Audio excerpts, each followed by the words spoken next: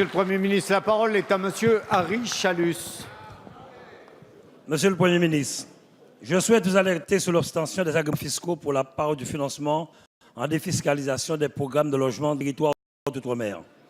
Il y a urgence à traiter les dossiers qui sont aujourd'hui bloqués à Bercy et prioriser leur traitement pour concrétiser le démarrage de projets en attente.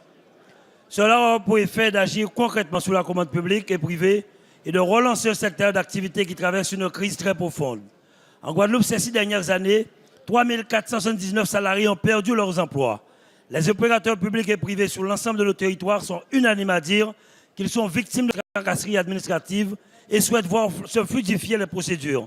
Il semblerait que la méthode se soit complexifiée au point de la rendre incompréhensible. Dans le même temps, et pour le seul département de Guadeloupe, ces 5 dernières années, on assiste à une diminution du rythme de construction, moins 7% de logements sociaux, moins 37% dans le privé. Alors même que la DEAL situe à plus de 15 000 la demande de logement en Guadeloupe, 15 opérations seraient ainsi bloquées, ce qui représente 649 logements. En 2016, déjà 12 opérations en attente, soit 236 logements. Ce n'est certainement pas ainsi que nous parviendrons à atteindre l'objectif fixé par les mesures de relance que vous avez fixées dans le plan logement outre-mer signé en avril dernier pour une production de 2000 logements par an. Monsieur le ministre, nous sommes à la veille d'une crise sociale similaire à celle de 2009 que nous pouvons encore éviter. L'encadrement des agréments fiscaux par une règle contractuelle afin de faciliter une mise en œuvre claire, pragmatique et réaliste est une urgence économique et sociale. Pouvons-nous encore espérer votre soutien pour accélérer les procédures et mettre définitivement fin à ces échanges infructueux entre les opérateurs et la DGFiP? Jeudi prochain, 12 organisations syndicales sont en grève dans nos régions et les entreprises du BTP ont lancé un préavis de grève illimité dans nos 4 régions. Merci. Merci. La parole est à Monsieur Christian Ecker, secrétaire d'État chargé du budget. Oui, merci Monsieur le Président, Mesdames et Messieurs les députés. Monsieur le député Harry Chalus, le plan logement outre-mer que vous avez rappelé est indispensable. Vous avez raison.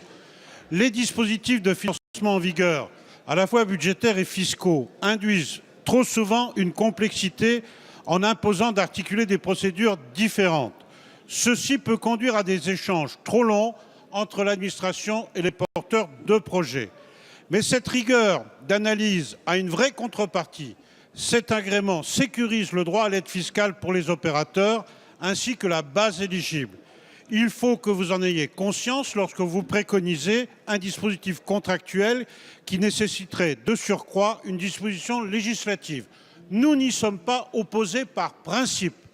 Une mission est actuellement en cours sur cette question.